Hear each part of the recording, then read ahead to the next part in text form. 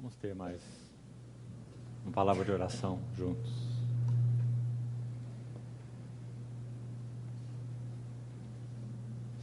Senhor, nós somos tão agradecidos mais uma vez por podermos nos reunir debaixo do vitorioso e precioso nome do Senhor Jesus.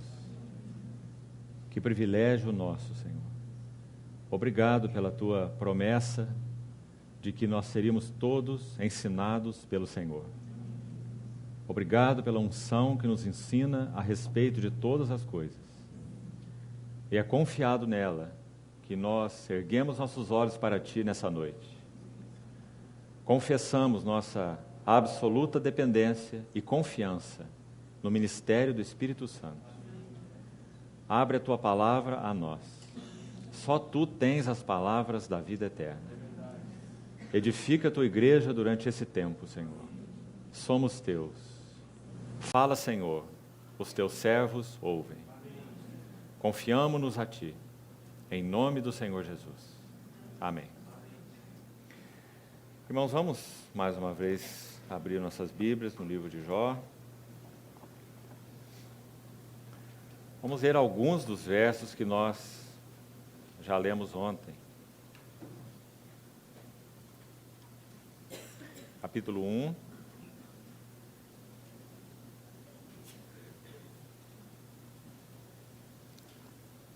Os 3 primeiros versos do capítulo 1.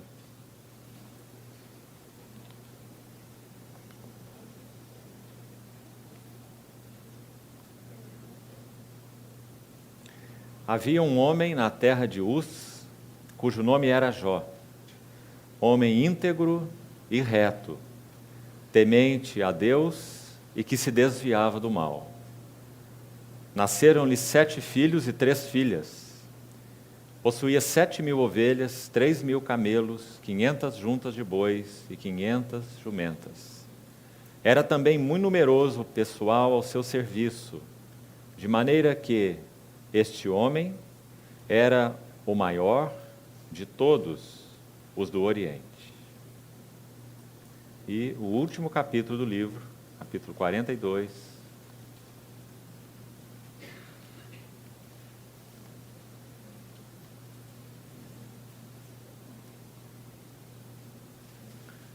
versos 1 e 2. Então respondeu Jó ao Senhor: Bem sei que tudo podes, e nenhum dos teus planos pode ser frustrado. Versículo 5.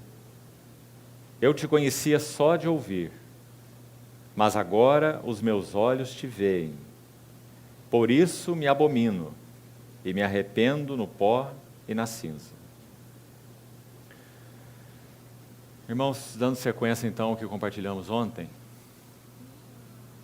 a verdade mais fundamental em todo o transcorrer desse longo livro de 42 capítulos tem a sua explicação e a sua chave naquele verso de Tiago, capítulo 5, versículo 11, que nós lemos ontem.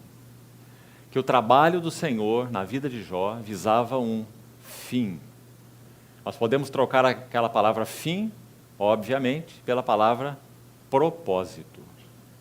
E apenas para traçarmos algumas linhas do que nós falamos ontem, todos os planos de Deus, palavra usada aqui no capítulo 42, versículo 2, os planos, plural, de Deus, sempre estarão designados, programados, elaborados, para convergirem e cumprirem aquilo que podemos chamar de o seu propósito.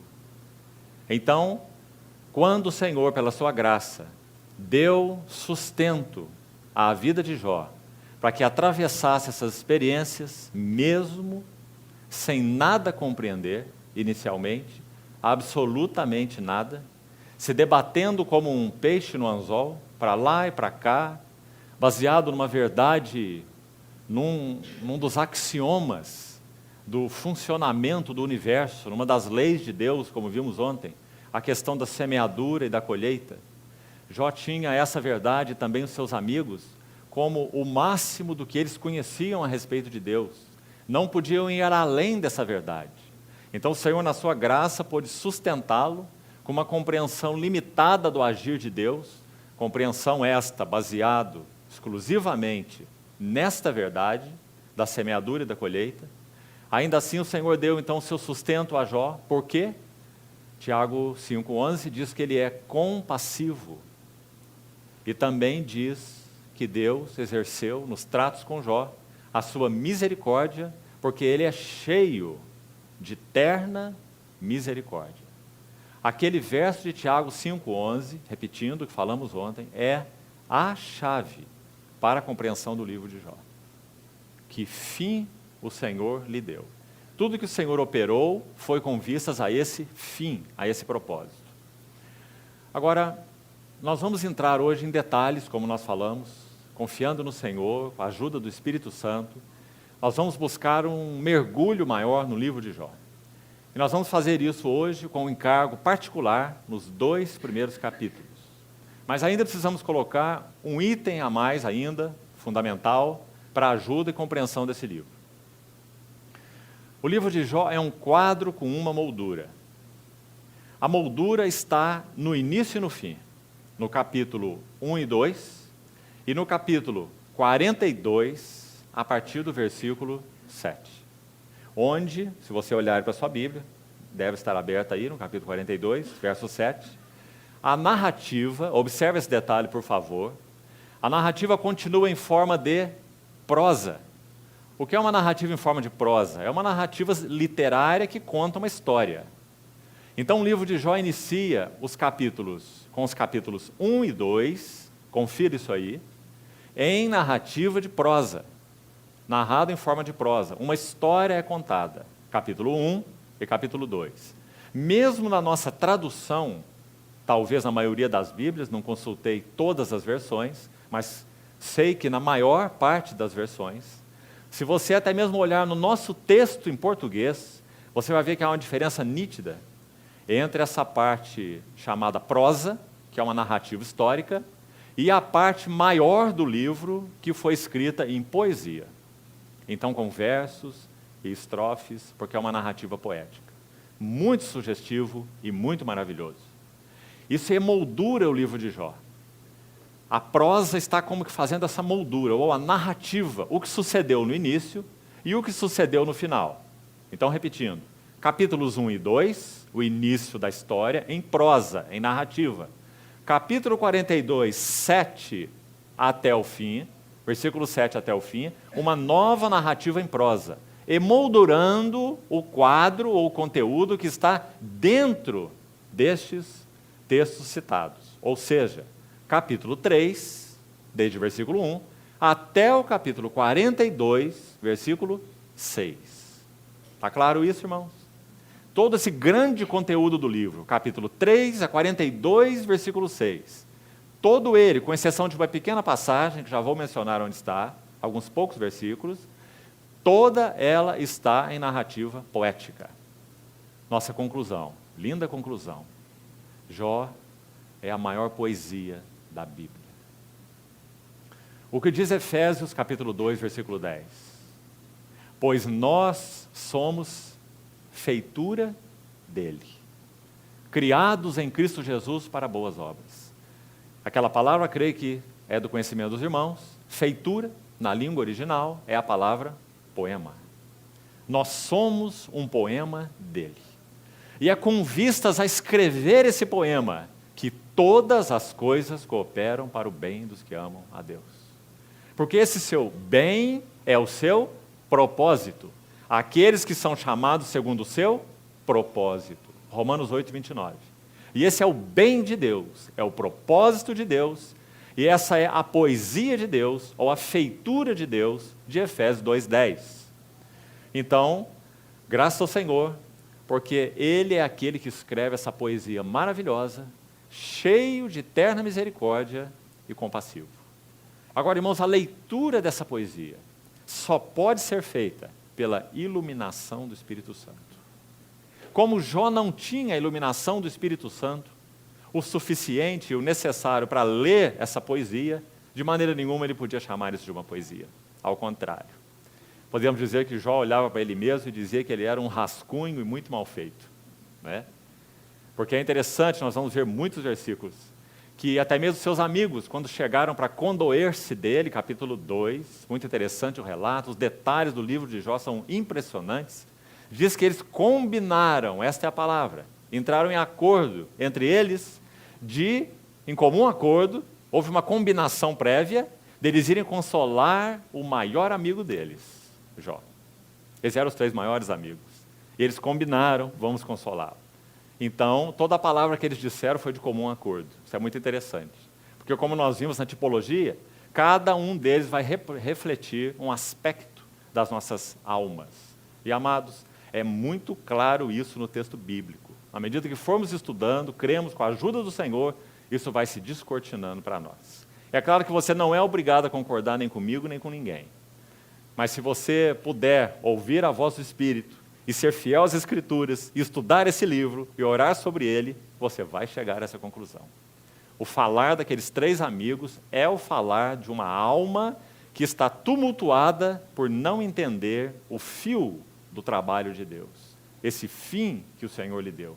E baseado então nessa chamada teologia de retribuição, ou o princípio da semeadura e colheita, do capítulo 6 de Gálatas. Tudo aquilo que o homem semear, isso também ele ceifará. Irmãos, se o universo não fosse governado por essa lei que é tão básica, é tão fundamental, o que seria de nós? Não é verdade? O universo implodiria. Agora, irmãos, a grande verdade, vamos perceber desde o início, e depois vamos entrar ainda nesse ponto, uma vez mais, um pouco mais para frente, mas já desde o início, para nos governar, para nos ajudar. Onde está o erro de Jó e dos seus amigos? Na compreensão que o princípio da semeadura e da colheita, verdade, e não só verdade, mas é um axioma básico da lei de Deus no funcionamento do universo. Necessário, básico, fundamental. Mas a compreensão deles era que esse era o maior e único axioma. E tudo mais deveria girar em torno dessa verdade. Mas eles não compreendiam que Deus não tem um único axioma. Então nós temos um outro axioma aqui, mais elevado do que o princípio da semeadura e da colheita. E nós falamos sobre ele ontem, gastamos já algum tempo nele. É a lei, o princípio governante de Deus, desde a sua eterna eleição em Cristo, quanto da sua redenção, no que toca ao seu propósito eterno. É o princípio da filiação. Então, o princípio da filiação, ele não anula o princípio da semeadura e da colheita, mas ele é mais elevado do que o princípio da semeadura e da colheita. Isso significa que Deus, baseado no seu desejo eterno, no princípio de conduzindo muitos filhos à glória. Então, ele vai agir com eles, debaixo desse princípio, de uma maneira soberana, de uma maneira autônoma, de uma maneira livre, conforme os seus desígnios.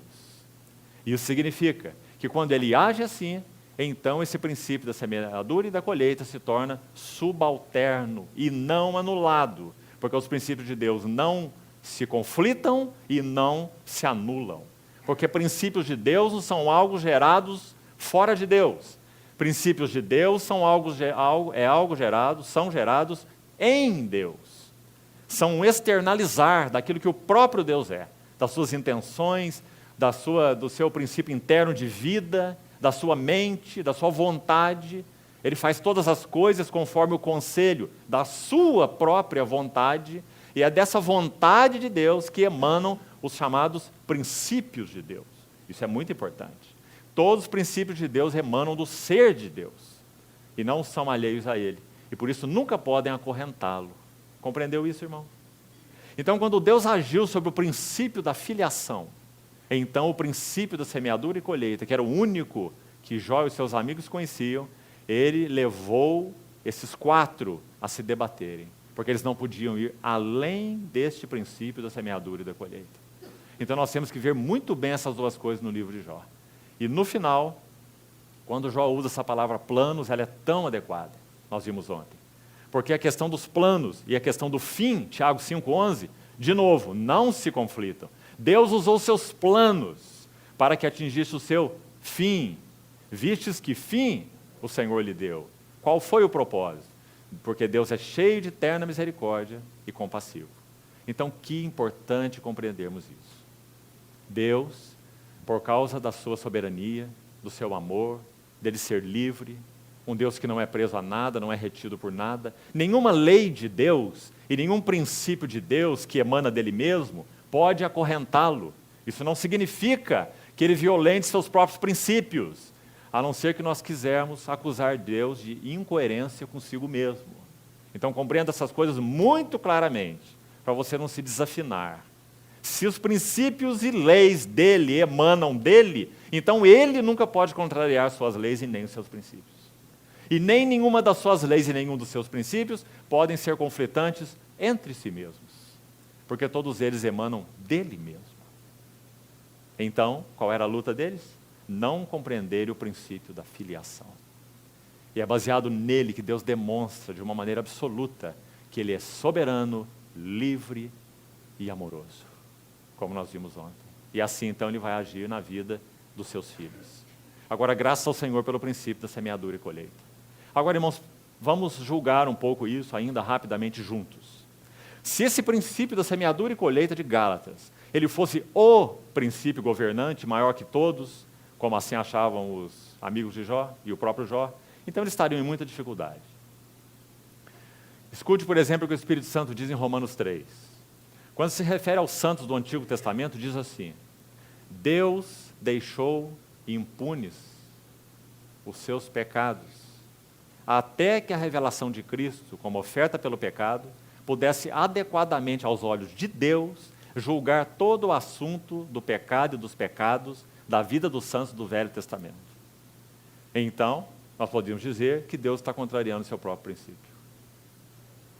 Agora também, por outro lado, nós poderíamos dizer que Deus estaria da mesma maneira contrariando seus princípios, quando, e nós vamos ver que Jó chegou a essa constatação, isso lhe trouxe ainda uma confusão maior, exatamente porque ele estava retido no princípio da semeadura e colheita. Isso não é detalhe para hoje, nós vamos chegar depois lá com mais detalhes, mas nós vamos ver que quando ele constata isso no capítulo 25 do livro, ele ainda aumenta o seu sofrimento, porque ele olha para os perversos, e ele vê que os perversos, embora perversos, são prósperos e felizes, à vista de Jó.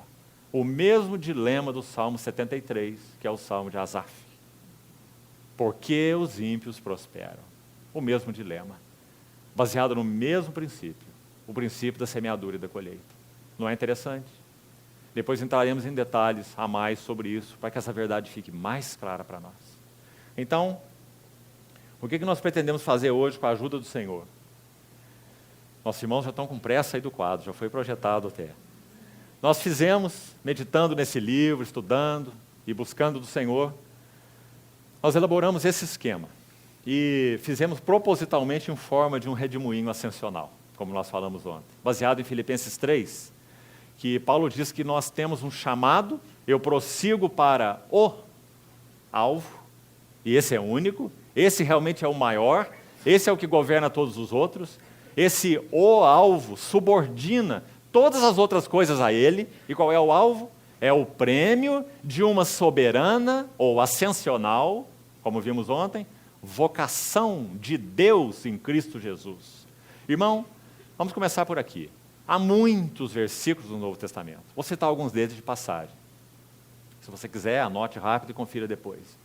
Que elucidam o que significa esse ou esta soberana, ascensional vocação de Deus em Cristo Jesus. Muitos.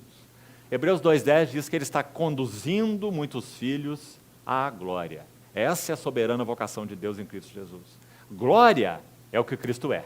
Hebreus 1,3 diz que ele é, não diz que ele tem glória, embora ele tenha glória, mas diz que ele é o resplendor da glória.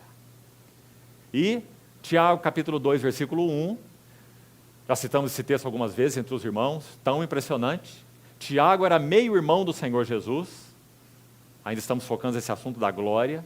Ele era um meio-irmão na carne do Senhor Jesus, tinham a mesma mãe, Tiago, o autor da epístola. E ele começa o capítulo 2 dele dizendo assim: irmãos, não tenhais uma fé no nosso Senhor Jesus Cristo, vírgula, Senhor da glória, na nossa tradução, em acepção de pessoas. Ele exorta assim. O texto original diz assim: não tenhais a fé em nosso Senhor Jesus Cristo, vírgula, a glória. Que impressionante. Tiago era meio-irmão do Senhor. Quando ele começou a sua epístola, no capítulo 1, ele a introduz assim: Tiago, servo de Deus e do Senhor Jesus Cristo. A palavra servo ali é escravo. Irmão, talvez se eu e você fosse escrever aquela epístola, baseado no que nós somos, nós começaríamos a epístola assim: Tiago, irmão do Senhor Jesus. Nada podia endossar melhor essa epístola. Nem Paulo é irmão do Senhor Jesus, não é? Tiago colocaria o Paulo lá debaixo do seu sapato. Mas ele não começou a epístola assim. Embora ele fosse irmão do Senhor Jesus. Mas ele começou a sua epístola dizendo que ele é um escravo do seu irmão. Coisa mais difícil de você dizer naturalmente falando é que seu irmão é seu senhor, não é? Nascidos do mesmo ventre. Quanto conflito existe entre irmãos, especialmente nascidos do mesmo ventre. Tiago olhou para o seu irmão e disse: ele é meu senhor e eu sou escravo dele, porque ele é a glória. Então, irmãos, glória é o que ele é. E qual é o nosso chamamento? Conduzindo muitos filhos à glória. Para isso ele aperfeiçoou por meio de sofrimentos o autor da salvação deles. Porque tanto o que santifica, como os que são santificados. Quem que santifica? Cristo, pela sua pessoa e obra. Como os que são santificados, todos provêm de um só. Por isso ele não se envergonha de chamar irmãos, dizendo-lhes: a meus irmãos eu declararei o teu nome, e cantar-te-ei louvores no meio da congregação. Essa é a nossa soberana vocação. Eis aqui estou, e os filhos que Deus me deu. Citação de Isaías, feita pelo autor de Hebreus, no capítulo 2. Há outros muitos mais versos impressionantes. 2 Tessalonicenses, capítulo 2, versos 13 e 14. Paulo fala sobre a nossa eleição, que verdade tremenda, maravilhosa, em Cristo. Ele diz assim, que nós fomos santificados pela fé na verdade. Escute a frase que ele coloca agora. 2 Tessalonicenses 2, 13 e 14. Para alcançar a glória do nosso Senhor Jesus Cristo. Irmão, o que você acha da glória do nosso Senhor Jesus Cristo? O que a Bíblia diz dela? Só no livro de Hebreus 4 vezes. Assentado à destra da majestade nas alturas. Recebeu um nome que está acima de todo nome. E quanto a nós, chamados, eleitos, santificados para alcançar a glória do nosso Senhor Jesus Cristo. 2 Pedro capítulo 1, verso 11 e 12, ele diz que nós fomos, que se nós adicionarmos com diligência essa fé sobre fé, glória em glória do nosso chamamento em Cristo, associar com a vossa fé a virtude, com a virtude o conhecimento, com o conhecimento o domínio próprio, a piedade, a fraternidade, o amor, essas coisas existindo em vós aumentando. Ontem falamos de glória em glória, a questão da filiação. Então essas coisas existindo em vós aumentando, 2 Pedro capítulo 1, a partir do verso 5 ele começa esse texto. Aí ele diz lá no verso 10, se não me engano, que essas coisas existindo em nós aumentando, fazem com que não sejamos inativos, nem infrutuosos, no pleno conhecimento do nosso Senhor Jesus. Aí ele diz, aquele em quem essas coisas não estão presentes, é cego, esquecido da purificação de pecados de outrora, porque o tema de Pedro ali nesse texto e contexto é o avanço, o progresso, nosso grande chamamento. Então ele vai concluir assim, procurai com diligência, cada vez maior, confirmar a vossa vocação e eleição. Porquanto fazendo assim, não tropeçareis em tempo algum. Pelo contrário, desta maneira vos será amplamente suprida a entrada no reino eterno do nosso Senhor Jesus Cristo. Porque Ele nos chama para o seu reino e glória. Então, irmãos, como nós precisamos ter olhos abertos pelo Espírito Santo para ver esta verdade tremenda? Filiação. Sabe onde ela começou? Estritamente falando, na eternidade. Salmo 139 é muito claro, e Efésios capítulo 1 também. Nós fomos eleitos em união com Cristo, antes da fundação do mundo. E na história, quando começou? O dia que o Espírito Santo tornou isso verdade para nós.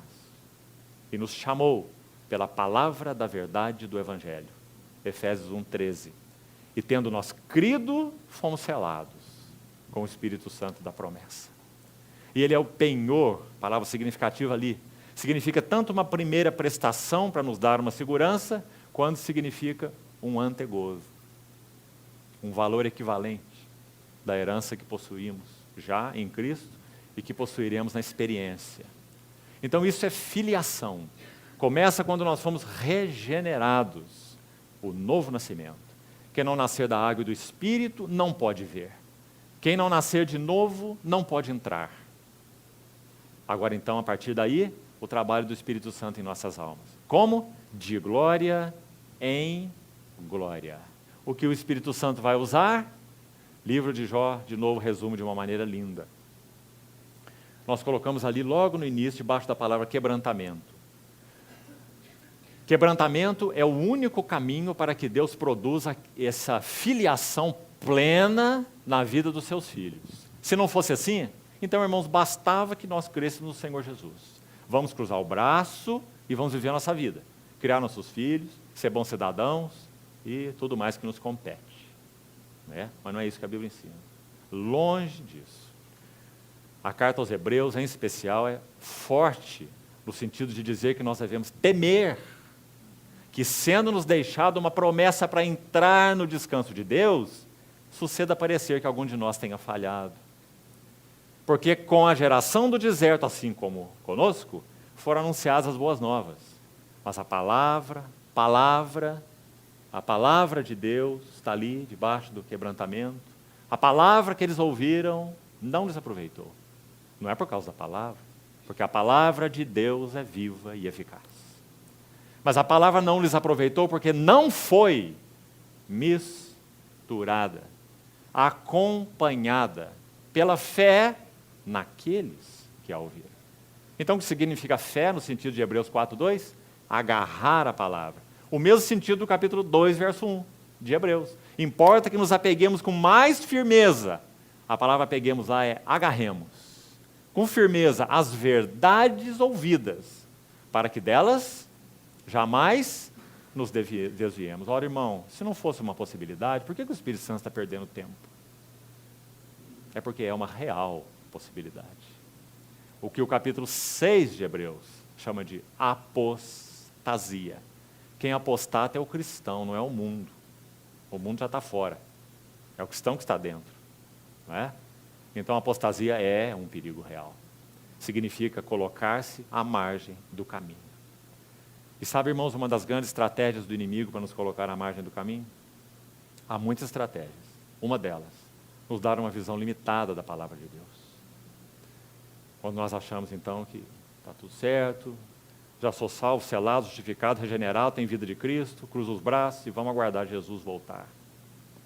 Esquecendo-nos que Ele nos colocará diante do seu tribunal, onde cada um de nós receberá segundo o bem ou mal que tiver feito por meio do corpo.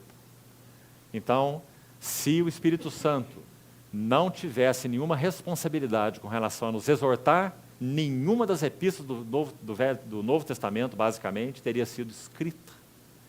Porque todas elas, em estrutura geral, falando de maneira básica, né, quase todas elas, começam com o assunto da visão. Quem Cristo é e quem nós somos em Cristo. Isso é uma verdade imutável. Agora há uma outra verdade. O que o Espírito Santo deseja que nós sejamos para Cristo. Se você for dividir o livro de Efésios ao meio, e é assim que ele é dividido, 6 capítulos, 3 para um lado e 3 para o outro, os 3 primeiros falam da nossa soberana vocação. Eleição, predestinação em amor, adoção de filhos, falamos um pouquinho ontem, né? Um dos capítulos que menciona a adoção de filhos no Novo Testamento, Romanos 8, Gálatas 4 e Efésios 1. Então ele entra naquele capítulo 1 maravilhoso, e o 2 também, feitura dele, novo homem, um tempo espiritual de Deus, toda a visão do que Deus planejou em Cristo e do que nós somos em Cristo. Agora o capítulo 4, que é a outra metade do livro, ele começa assim: rogo-vos, pois, por causa de tudo que foi dito antes, se o Espírito Santo abriu nossos olhos, e Paulo orou 2 vezes nessa primeira sessão, que é a sessão destinada à visão. Orou no capítulo 1, orou no capítulo 3, para que nós tenhamos olhos do coração iluminados e possamos ver. Amado irmão e irmã, ele está orando pela igreja. Se nós não vermos, nós não andamos.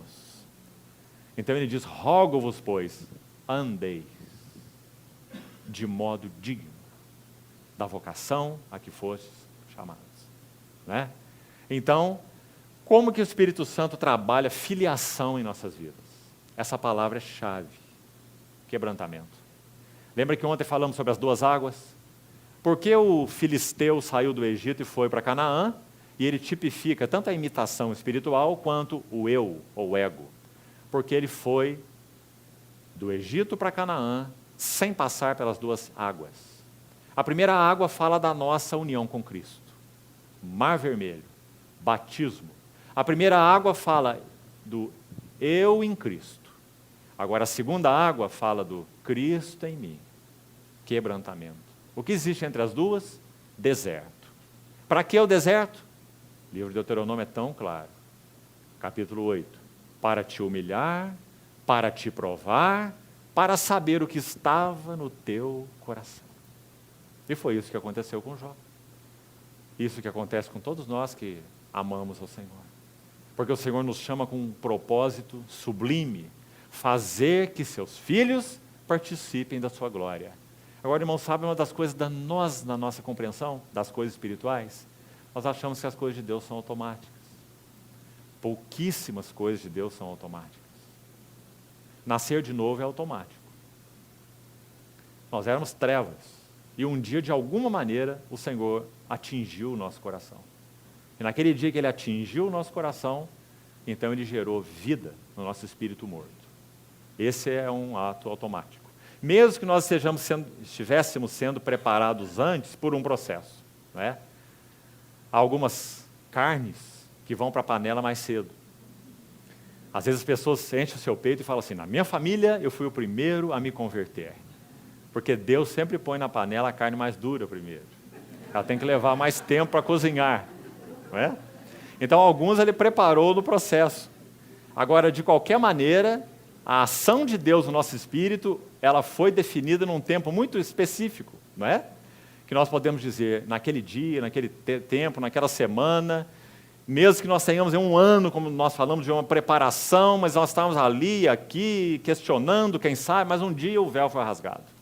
E nós sabemos que o Espírito Santo vem morar no nosso espírito, porque nós começamos a orar, começamos a se relacionar com Deus, o Espírito testificando com o nosso espírito que nós somos os filhos de Deus, não é?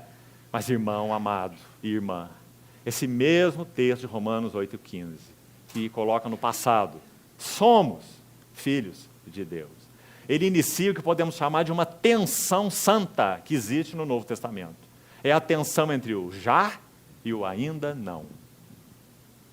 Essa tensão tem que ser mantida em equilíbrio. 1 João capítulo 3 enuncia essa tensão assim: vede que grande amor nos tem concedido o Pai, a ponto de nós sermos chamados, o que nós somos? Filhos de Deus. Não tem nenhuma categoria acima e nenhuma categoria abaixo. Esse é nosso título, filhos de Deus, né? No que concerne a Ele. E o nosso único título no que concerne uns aos outros é irmãos, né? E que títulos abençoados. Filhos de Deus, irmãos. Então, continua o texto, 1 João 3. E de fato, nós somos filhos de Deus. Por essa razão o mundo não nos conhece, porquanto não conheceu a Ele mesmo. Que lindo término do versículo. Significa que quando essa vida foi plantada em nós, nós nos tornamos uma invasão celestial nessa terra. ETs. Assim como o mundo não conheceu a Ele, também não vai conhecer a nós. Nós vamos ter leis próprias, princípios próprios. Somos cidadãos de outra pátria, porque a nossa cidadania está nos céus. O Paulo diz em Filipenses. Então ele continua assim: amados, agora nós somos, veja o agora já, somos os filhos de Deus. Agora escute o versículo, mas ainda não. Essa é a tensão santa que tem que ser mantida, a tensão entre o já e o ainda não. 1 João 3,2. Agora nós somos filhos de Deus, mas ainda não se manifestou o que havemos de ser. Mas quando Ele se manifestar, seremos semelhantes a Ele, porque havemos de vê-lo como Ele é. Ah, então tá bom, tá tudo isso está garantido. Aí entra o versículo 3. E a si mesmo se purifica todo que nele tem essa esperança. Então não é automático. Não é automático. Senão não precisava do verso 3. Só podia cruzar o braço no verso 2. E a si mesmo se purifica todo que nele tem essa esperança, assim como ele é puro. Então confere com o texto de Pedro. Reúna com a fé, a virtude, o conhecimento, domínio próprio, piedade, fraternidade, amor, e essas coisas existindo em vós e em vós aumentando, de glória em glória. Agora, qual é então, como nós podemos chamar esse trabalho de Deus durante esse já e ainda não? Quebrantamento. Por quê? Bom, irmão, se nós cremos, e aí também você não é obrigado a concordar comigo, mas acho que você aí vai ter alguma dificuldade com a Bíblia. A Bíblia diz que nós somos espírito, alma e corpo. O Deus da paz vos conserve íntegros em tudo, e o vosso espírito, alma e corpo sejam conservados íntegros e irrepreensíveis. E o trabalho da penetração da palavra de Deus em nós é para dividir alma de espírito, juntas e medulas. Então, se a vida de Cristo já foi gerada no nosso espírito, o que acontece com relação à nossa alma? Nossa alma é uma grande casca, é um grande invólucro para a vida do espírito genuína, espiritual, divina, que foi plantada dentro de nós, no nosso homem interior, que é um outro nome que Paulo usa para se referir ao espírito. Quanto ao homem interior, tenho prazer na lei de Deus. Ainda que o homem exterior se corrompa, o homem interior se renova de dia em dia. Então, o homem interior é uma outra palavra para espírito. Então, se está tudo certo com o nosso espírito, vida divina já foi lançada no nosso espírito, de trevas resplandecerá a luz. Ele mesmo resplandeceu nos vossos corações. Agora tem um para a iluminação do conhecimento da glória de Deus na face de Cristo. Então há um invólucro em nós. E esse invólucro é o assunto mais proeminente no livro de Jó. Capítulo 3 até o capítulo 42 é para tratar desse invólucro, chamado alma. E a alma é uma composição das nossas emoções, seus sentimentos, nossos desejos, vontade e os nossos pensamentos, ou a nossa mente. Tudo isso faz um invólucro à vida do espírito. E ele não pode fluir, ele não pode se manifestar. Porque quando o homem caiu em Adão, quando Adão caiu e nele nós caímos, ele é o cabeça federal da raça. Quando ele caiu, nós caímos, quando ele morreu, nós morremos. O que aconteceu com a alma? Ao invés de se manter voltada para Deus como era a alma de Adão, embora ele não tenha participado da vida, no espírito dele, porque ele não obedeceu a Deus, não comeu da árvore da vida. Então, quando Adão pecou e nós nele pecamos, então a alma se dobrou sobre si mesma. É isso que chamamos de egocentrismo. Irmão, o ego não é pecado, porque o ego é a nossa alma. Como sabemos? Entendemos bem esse processo aqui. O Senhor Jesus, em Mateus 16, disse isso de maneira muito clara. Ele usou a palavra ego e alma de maneira intercambiável. Isso significa que elas são a mesma coisa. Ego e alma. Ego ou alma são a sede do que nós somos. A sede da nossa personalidade. Se ela for destruída, nós fomos destruídos. Então o Senhor Jesus diz: que aproveitará o homem ganhar o mundo inteiro se perder a sua alma? Ou perder a si mesmo, ou o seu eu.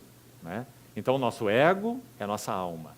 Então esse invólucro, nossa alma, nosso ego, que se dobrou sobre si mesmo por causa do pecado, passou a viver uma vida ego-centrada, ao invés de Cristo-centrada, como era a intenção de Deus. Então agora essa dobra da alma sobre si mesmo, ela involucrou a vida do espírito. Então, a não ser que Deus erga essa alma, desdobra essa alma, santifique essa alma, para olhar para Ele, para viver em torno de Cristo, não há chance que a vida de Cristo flua de nós. Então esse é o processo chamado quebrantamento. Todos nós temos que passar por esse processo. Mas agora entra a mão do cirurgião celestial. Ele sabe como usar aquele bisturi tão delicado para cortar esses esteios. Ele sabe como usar aquela tesoura do sacerdote para cortar nossas fontes de sustento da alma. E na medida que ele vai fazendo isso de uma maneira tão cirúrgica e delicada, porque Coríntios 10, versículo 13, diz assim: não vos sobreveio uma tentação, uma provação que não fosse humana, sobre-humana, nunca. Mas Deus é fiel e não permitirá que sejais provados além das vossas forças. Quando nós vemos o livro de Jó, nós falamos, isso é além das forças. Né? Mas quando nós terminamos o livro, nós vemos que não foi além das forças. Deus dosa com esse conhecimento onisciente que Ele tem, esse trabalho cirúrgico, indivíduo a indivíduo. Não é maravilhoso, irmãos? A dose sua é diferente da dose do outro irmão. Os caminhos, as nuances, os contornos é singular e pessoal para cada um de nós. Embora, obviamente, esse processo tem que se refletir na vida do corpo, porque o nosso chamado para a expressão de Cristo é corporativo. A Bíblia não endossa esse eu e Cristo na minha casa, de maneira nenhuma. Nosso chamado é corporativo, mas o trabalho de Deus é pessoal, que se reflete no corporativo, e é corporativo que se reflete no pessoal. Os dois lados. Então, o texto de Coríntios 10, 13 continua assim: Ele mesmo vos proverá livramento, de sorte que a possais suportar. Muito interessante. Talvez, de novo, se nós fosse escrever o versículo, né, nós iríamos dizer que Deus, quando somos provados, Ele é fiel, Ele vai cuidar de nós e vai nos dar livramento da provação. Né?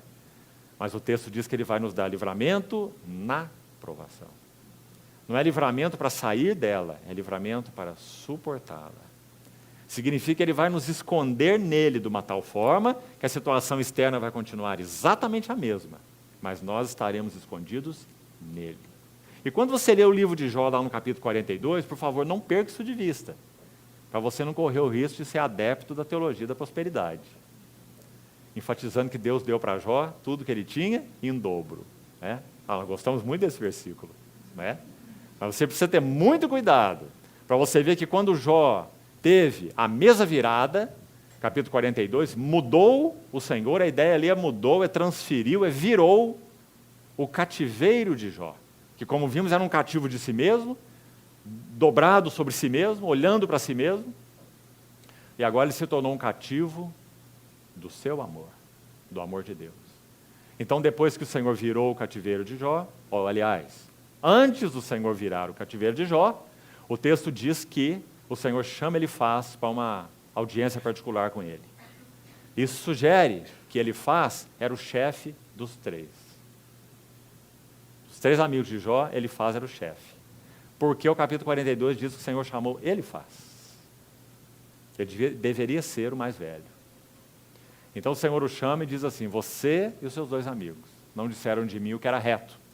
Então agora vocês vão separar alguns sacrifícios, vão entregar para Jó oferecer sacrifícios e orar por vocês. E diz a palavra que enquanto Jó intercedia pelos seus amigos, virou o Senhor o cativeiro de Jó. Não é maravilhoso, irmãos? O que significa isso? Que o propósito de Deus, o chamamento de Deus, trabalhando esse quebrantamento, que vamos entrar em detalhes e ver um pouco mais disso, nas nossas vidas, Ele vai cumprir duas funções. A primeira, sermos para a glória de Deus, que Deus tenha uma expressão em nós. A segunda consequência, sermos para a satisfação de outros, para descedentar outros, para abençoar outros. De tal forma que, se nossas vidas não compreendem esse processo, não se dobram e beijam a mão que trata conosco, e não estão afinadas com o chamamento de Deus no que concerne a filiação, nós não poderemos ser em nossas vidas nem para a glória de Deus e nem para a bênção de outros. É assim que esse livro termina.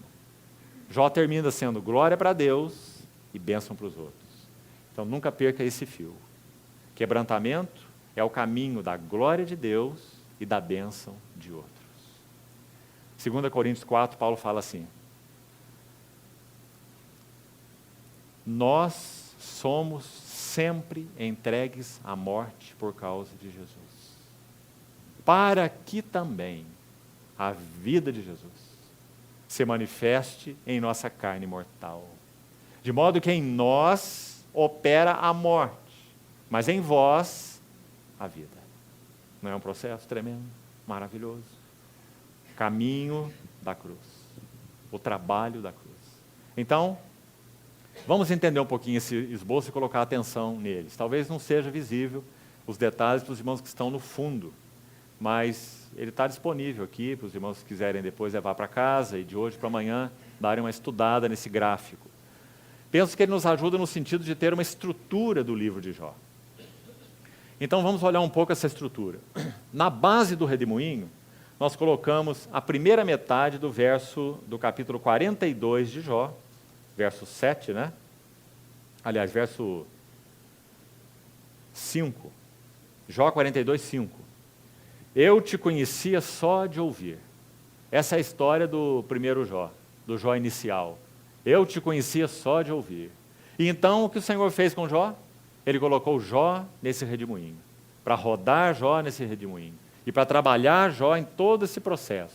Então, aquele que conhecia só de ouvir falar, no final do propósito de Deus, capítulo 42, do trabalho de Deus, do quebrantamento de Deus na vida de Jó, ele pode dizer: mas agora os meus olhos te veem.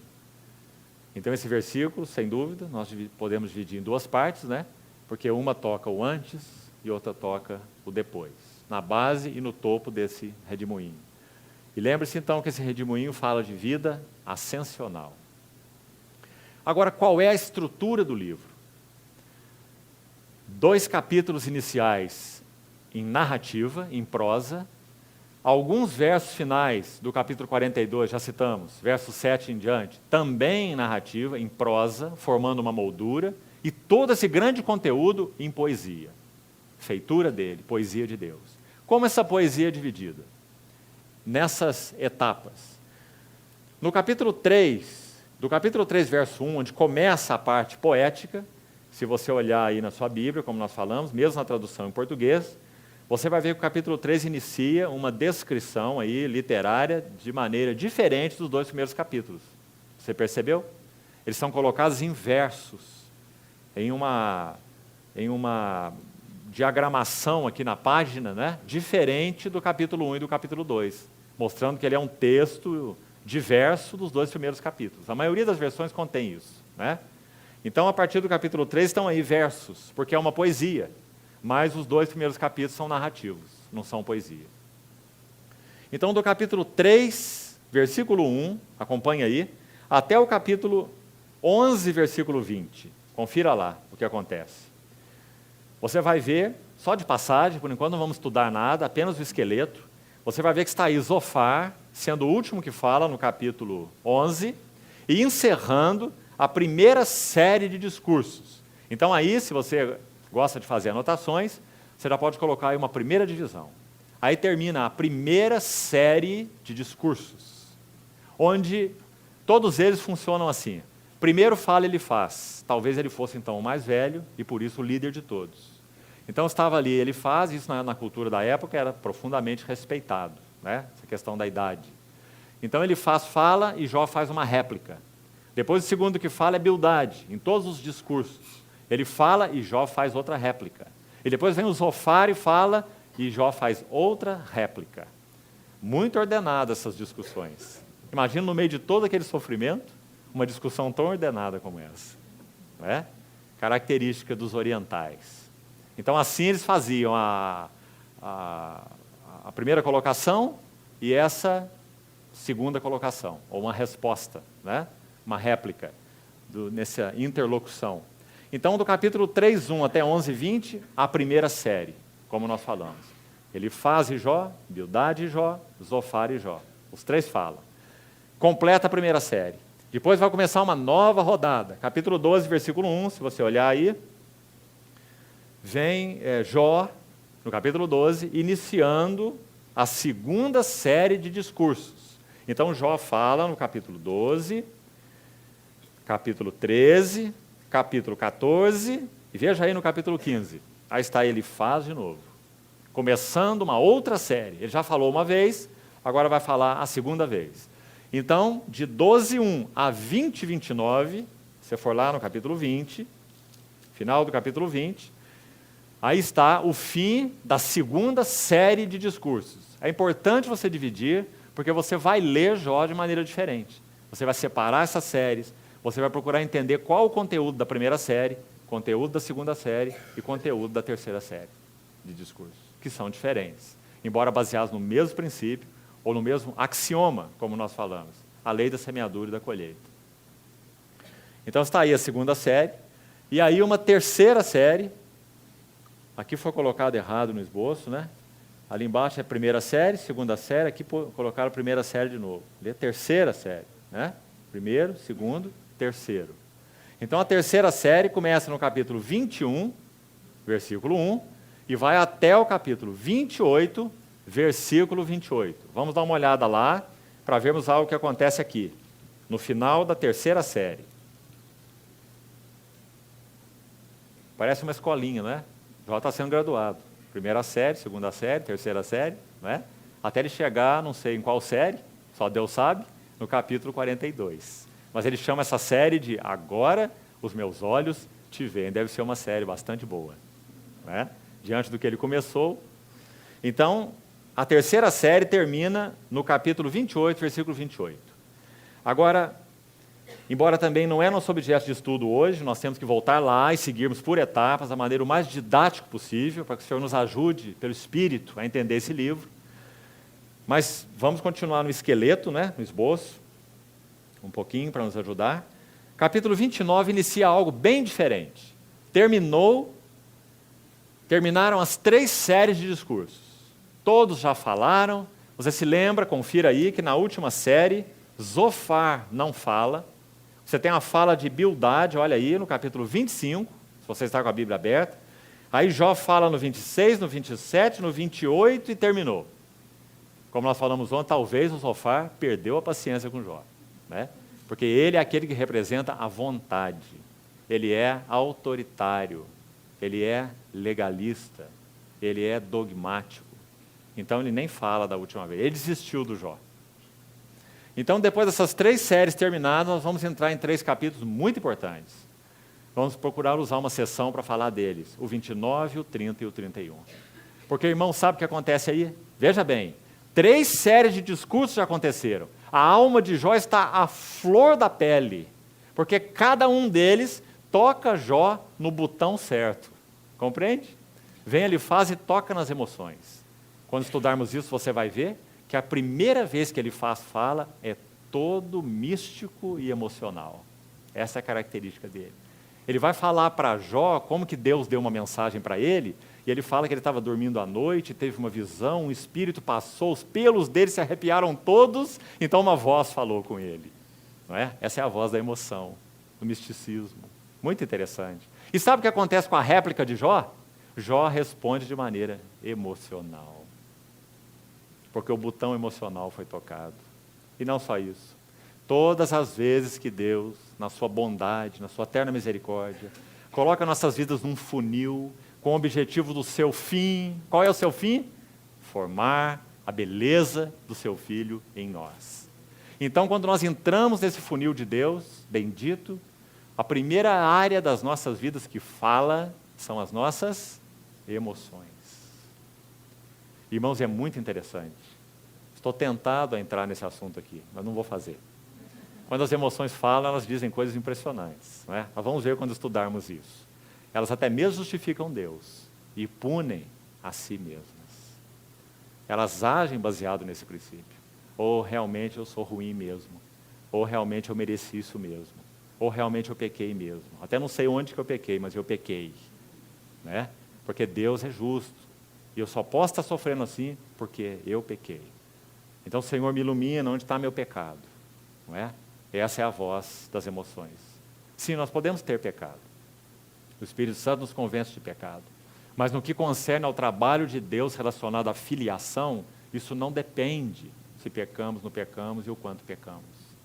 Deus usa a sua mão e Ele coloca ali o seu torniquete e trata as nossas vidas com vistas a um propósito soberano e que está acima da lei da semeadura e da colheita. Então, depois que ele fala, nós falamos, né? Ele tipifica aí as emoções. Bildade fala no capítulo 25, o Zofar não fala, termina a terceira série de discursos, está aí, capítulo 28, verso 28. Agora, capítulo 29, 30 e 31. Nós falamos ontem, mas não sei se ficou claro para todos os irmãos. Eles são capítulos muito especiais pelo seguinte motivo. Então, você que está anotando, anote aí. O capítulo 29 é o capítulo da autoglorificação. Como nós falamos, a alma de Jó está revolucionada no máximo. Ele foi tocado de todos os lados, na sua vontade, nos seus sentimentos e no seu intelecto, na sua mente. Então, depois das 3 rodadas de discursos, a alma de Jó está aflorada. E essa é a lição importante para nós. Como ela se aflora? Qual é o ápice dessa alma aflorada? Autoglorificação, capítulo 29. Capítulo 30, autopiedade. Oh, irmão, que capítulo esse? Lembra de Pedro dizendo assim para o Senhor Jesus: tem compaixão de ti mesmo. Lembra-se? Isso de modo nenhum te acontecerá. Depois que o Senhor disse para Pedro que ele ia para onde? Para a cruz. Isso de modo nenhum te acontecerá. Lembra? Autocompaixão. Tem piedade de ti. Autopiedade. Nosso Senhor, de uma maneira tão resoluta, Ele fixa os seus olhos em Pedro e diz o que a ele? Arreda-te de mim, Satanás. Satanás. Porque Satanás tem, sim, oportunidades de usar a mente não transformada de pessoas regeneradas. Regenerados, mas com mente não transformada. Por isso, transformai-vos pela renovação das vossas mentes, para que experimenteis, aí sim, a boa, agradável e perfeita vontade de Deus. Como Jó não tinha uma mente transformada, ele não entendeu que a vontade de Deus era nem boa, muito menos agradável e longe de ser perfeita para com ele, porque ele não tinha sua mente transformada. Então, capítulo 30, autopiedade. Mas agora se riem de mim. Você vê a alma dobrada sobre si mesmo? Mas agora eles estão rindo de mim. E ele fala coisas pesadas. Ele diz: os que estão rindo de mim, os pais deles, eu teria vergonha de colocar ao lado dos cães do meu rebanho. Esse era o Jó. Uma justiça tão elevada, né? Dobrada sobre si mesmo. Então o capítulo da autopiedade, capítulo 30. E o capítulo 31, eles estão selecionados ali, chamados de discursos de desafio de Jó. Você vai ver por que são discursos de desafio. Se nós fôssemos dar uma profissão para Jó, não tenha dúvida, o Jó era advogado. Porque nesse discurso de desafio, ele diz que ele tinha um tribunal montado e que ele já tinha uma defesa assinada. Mas Deus não descia no seu tribunal para falar com ele. E esse era o seu desespero. Ele queria pelo menos uma palavra e Deus não dava nenhuma palavra. Porque o silêncio de Deus no processo de quebrantamento é ensurdecedor. Quanto menos Deus fala, mais nós somos quebrantados. Então, esse é o capítulo 30, a autopiedade. E no capítulo 31, o último dessa série chamada Discursos de Desafio, é o capítulo da autojustificação. Quando ele começa: fiz aliança com os meus olhos e etc. Então, está aí a alma dobrada sobre si mesma em 3 áreas relevantes: autoglorificação, autopiedade, autojustificação. Discursos de desafio. Isso vai até o capítulo 31, e nós chegamos aqui na melhor hora do livro, e na última frase do capítulo 31, que diz assim: fim das palavras de Jó. E então nós temos o capítulo 32, que vai falar agora o mais novo, e o mais novo é Eliú. O nome Eliú significa Deus é o Senhor. Deus é o Senhor, soberano, livre, amoroso, não domesticado, é um Deus em quem não se põe coleira. Então ele começa a falar com Jó sobre quem é Deus. E essa é a interpretação do Espírito Santo a respeito do sofrimento. Lindos capítulos, 6 capítulos, 32 até 37. E como se ainda não bastasse, depois de Eliú dar toda uma interpretação espiritual, não almática, como os 3, mas a interpretação do Espírito sobre o sofrimento, então nós temos Deus, capítulo 38, está ali, iniciando a última sessão. Os discursos de Eliú vão do 32 ao 37, e os discursos de Deus começam no capítulo 38, então Deus, do meio de um redemoinho, respondeu a Jó. Assim começa. E vai até o capítulo 41, versículo 34, quando ele está arguindo Jó. Agora, entre eles, ainda um pouquinho sobre a estrutura do livro, abra lá nesse capítulo 40, por favor. Capítulo 40. Deixa eu fazer uma pequena observação antes, irmãos, rápida, enquanto passamos por ela aqui. O capítulo 32, onde inicia os discursos de Eliú, os 5 primeiros versículos estão escritos em prosa. Nós dissemos para os irmãos que havia um trechozinho, não é? No meio da poesia, havia um trechozinho em prosa, ou em narrativa. E é esse aí, capítulo 32, de 1 a 5. Porque Jó acabou de falar, e tem palavras aqui que vão introduzir o falar de Eliú, que também, aí, iniciando no versículo 6, não é? Reinicia essa composição poética. Então, os primeiros versos, 5 versos, do capítulo 32, retorna à narrativa comum, em prosa, né, como se chama. E já no verso 6 está aí, poesia de novo, o livro todo. Agora abra o capítulo 40, para mais um detalhe aqui. Contemplarmos isso desde já. Veja o verso 3, 4 e 5. Capítulo 40. Lembre-se que o Senhor começou a falar no capítulo 38. O Senhor de um redemoinho respondeu a Jó. Todo o capítulo 38, todo o capítulo 39, entra no capítulo 40, e no verso 3 diz: então Jó respondeu ao Senhor. Jó vai falar de novo, mas agora a sua fala é completamente alterada. Então é um ponto aqui extremamente significativo para se ver dentro do esboço do livro. Jó respondeu ao Senhor e disse, verso 4, um oposto absoluto com o que ele diz, por exemplo, no capítulo 9, quando ele diz assim: eu sou íntegro. E lembremos-nos, Deus mesmo disse que ele era, ele não estava mentindo. Mas agora a ênfase não é essa, ele continua sendo íntegro. Mas como o assunto nós falamos não é semeadura e colheita, não é o Jó íntegro, tem que ser abençoado com todas as bênçãos, porque ele é íntegro, mas agora o princípio de filiação de Deus está em operação, então agora Jó está começando a ver alguma coisa, ainda não com clareza, então ele deixa a questão de semeadura e colheita e retribuição, e então deixa a questão de integridade verdadeira, real, genuína e testemunhada por Deus que ele tinha e que ele era, e parte para um outro lado. E diz, eu sou indigno. Compreendeu a diferença imensa, irmão? Agora está sendo afinado com a linha da filiação, do propósito de Deus ao trabalhar nele. Então ele diz, eu sou indigno. Que te responderia eu? Ponho a mão na minha boca. Aquele que tanto falou e sugeriu para Deus, e até acusou Deus. Uma vez falei e não replicarei.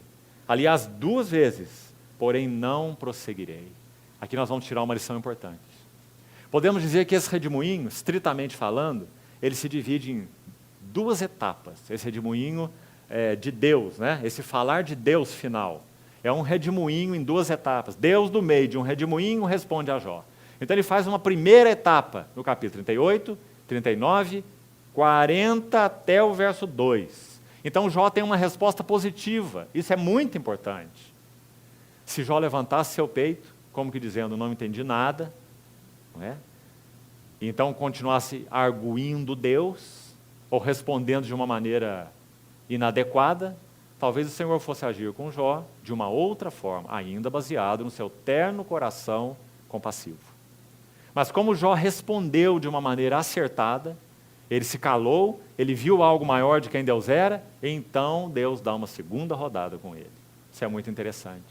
Porque o princípio envolvido aqui, para o nosso entendimento, é a graça soberana de Deus sempre irá trabalhar junto com a resposta do homem.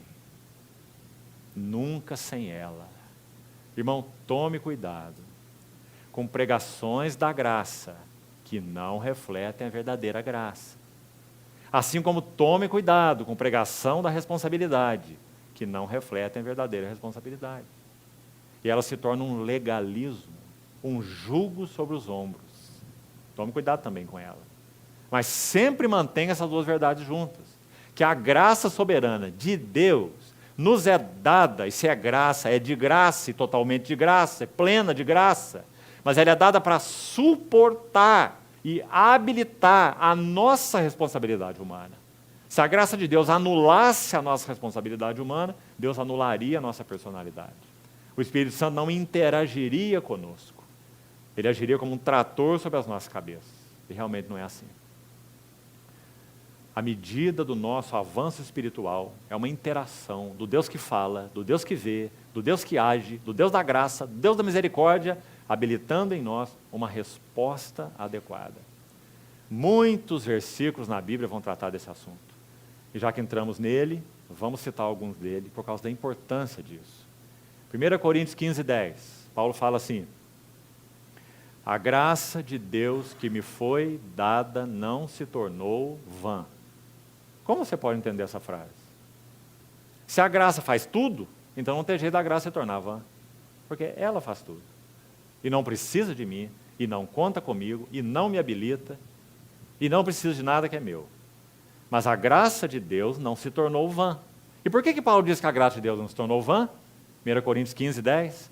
Porque ele diz que quando essa graça de Deus foi revelada a ele, trazida a ele, ele trabalhou mais do que todos os apóstolos. Aí para que você não ache que Paulo está sendo um legalista e baseando o trabalho no suor dele, no esforço dele, ele vai de novo colocar a balança no prumo e vai dizer assim: porém não eu, mas a graça de Deus comigo. Não é um lindo equilíbrio? Veja onde ele começa e veja onde ele termina. Ele começa na graça e ele termina na graça. Mas ele começa na graça, ele passa pela resposta dele: eu trabalhei, muito mais do que todos os apóstolos, porém não eu, mas a graça de Deus comigo. Ele não coloca o louvor dele no trabalho dele, ele coloca o louvor no trabalho da graça nele. E no trabalho dele junto com a graça, e pela graça. Compreendeu isso, irmão? Tão importante. Pedro faz a mesma coisa. Quando ele fala sobre sofrimento, quando ele fala sobre perseverar, na sua epístola, 1 Pedro, ele termina dizendo algo impressionante. Ele termina dizendo assim: eu vos escrevo certificando, esta é a genuína graça de Deus. 1 Pedro 5,12. Nela estai firmes. E sabe que graça Pedro fala? Pedro fala da graça genuína que habilita servos para serem submissos, que habilitam esposas para serem submissas, que habilita maridos para amarem suas esposas. 1 Pedro capítulo 3, né? Essa é a genuína graça de Deus. Nela estai firmes. Porque há uma graça que não é genuína. E é uma graça sem graça. É uma graça que não trabalha com o homem. É uma graça que não habilita o homem. É uma graça que não requer do homem. Você sabe que a graça de Deus requer de nós? Sabe por que ela requer? Irmão, talvez você queira brigar comigo depois da reunião, mas você não vai conseguir brigar com Agostinho. Porque Agostinho foi uma das colunas da igreja de todos os tempos. Agostinho. Um homem tão importante na sua geração como talvez um Martim Lutero, um João Calvino, um John Wesley, um George Whitefield na geração deles. Com certeza. Agostinho disse assim, orando ao Senhor: Senhor, concede-me tudo o que ordenas, e ordena o que quiseres. Ele compreendeu tão bem. Senhor, me dá tudo o que requeres de mim, e pode requerer tudo o que o Senhor quiser. Graça e responsabilidade. A graça que habilita a responsabilidade. Que coisa maravilhosa. Apocalipse 19, as bodas do Cordeiro, bem-aventurados que são chamados para a ceia das bodas do Cordeiro. Apocalipse 19, 6, 7, 8, diz assim: alegremo-nos, exultemos, demos-lhe glória, porque são chegadas as bodas do Cordeiro, cuja esposa, a si mesma, já se ataviou. É trabalho dela, ela que tem que fazer. Mas sempre a Bíblia tem uma balança fiel, para que nós não sejamos desequilibrados. Então a noiva a si mesma já se ataviou. Pois foi-lhe dado vestir-se de um linho finíssimo, resplandecente e puro. Não é um lindo versículo? Seria assim, para usar uma figura: a noiva não tem capacidade de fazer o seu vestido. Isso é elevado demais para ela. Salmo 45. Em vestes bordadas conduzem-na perante o rei. O salmo do ungido e da sua noiva. Lembra-se? Salmo 45. A noiva não tem habilidade de fazer esse vestido. Isso é santo demais. Isso é uma obra do Espírito Santo. Então, para usar uma figura, digamos assim, Deus testa esse vestido, ponto a ponto. O trabalho da cruz, Ele que faz. E Ele coloca esse vestido no cabide. Ele diz assim: agora você levanta e veste. Está lá prontinho. Mas vai lá, busca lá. Coloca peça por peça. Essa é a nossa responsabilidade. Foi-lhe dado vestir-se. Apocalipse 19, 6 e 7. Filipenses 2, 12 e 13. Desenvolvei a vossa salvação com temor e tremor. Grande responsabilidade nossa. Mas porque Deus é quem opera em vós. Tanto querer como realizar, segundo a sua boa vontade. Não são vários versículos mostrando a mesma coisa? Graça de Deus habilitando a responsabilidade do homem. Então que o Senhor nos ajude a ver isso, irmãos. Isso é tão importante. Isso aconteceu aqui com Jó. Jó deu uma resposta adequada. Então o Senhor deu uma segunda rodada, que inicia no versículo 6. Então o Senhor, do meio de um redemoinho, respondeu a Jó. Não é interessante? Da mesma maneira que começa o capítulo 38, está no verso 6 do capítulo 40. Você confira aí. Então nós falamos ontem, ele faz essa comparação de Jó com dois animais. Vamos deixar esses detalhes para quando estivermos aí. Muitíssimo interessante, prático, aplicado, importante para nós, nesse assunto do quebrantamento. O Jó hipopótamo, o Jó crocodilo. E então no final do capítulo 41, termina essa sessão do falar de Deus, e o resultado na vida de Jó está aí no capítulo 42, quando ele diz: bem sei que tudo podes. Então, para fecharmos esse quadro aqui, o que significa quebrantamento? Quebrantamento é uma combinação de sofrimento. Nenhum de nós é quebrantado sem sofrimento. Por isso nós falamos, Pedro combina na sua epístola sofrimento com glória. E ele diz algo interessante, ele diz assim: amados, não estranheis o fogo ardente que surge no meio de vós, destinado a provar-vos, como se uma coisa extraordinária vos estivesse acontecendo. Como isso choca conosco, né?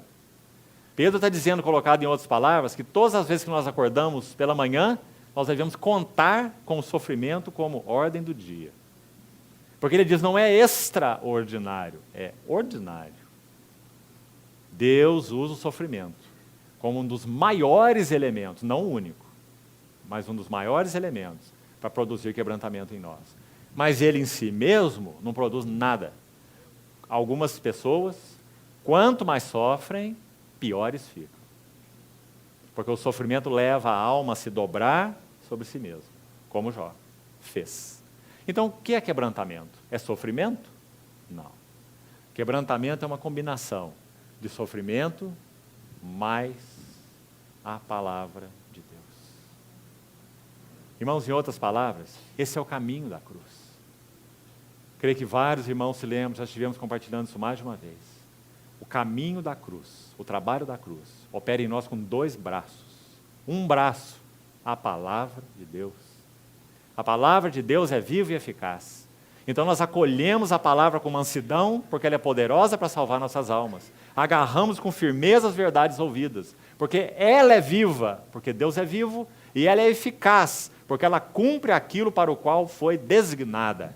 Palavra que sair da minha boca não voltará para mim vazia, mas cumprirá o que foi designado. Não é maravilhosa essa palavra? Então esse é um braço do trabalho da cruz. Mas como a cruz não é compulsória, não é e nunca será imposta a nenhum de nós, então nós precisamos fazer o quê? Se alguém quer, vir após mim.